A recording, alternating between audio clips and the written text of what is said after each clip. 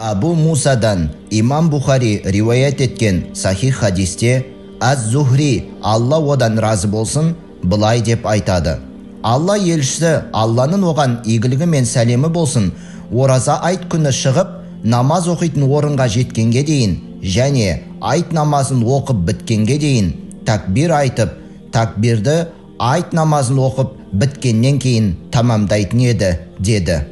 Құрметті жамағат, айт намазының алдында әрқайсымыз таңертең мешітке барар алдында айт намазын оқымас бұрын және жамағатпен бірге намазға тұрғанға дейін такбир айтып Алланы ұлықтағанымыз жөн.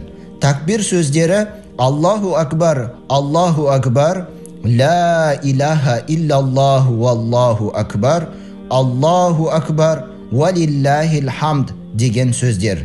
Алла тағаланы ұлықтап, Аллаға сансыз шүкірлер білдіріп, осы Рамазан айынан аман есен шыққанымызға және Рамазаннан кейінгі мерекелік айт күніне жеткенімізге Аллаға шүкірлік білдіріп, сансыз мақтау мадақтар айтсақ, міне сол бізге ұлы бір іс болмақ. Алла тағала баршамыздың құлшылық ғибадатымыз бен ниет тілектерімізді қабыл еткей.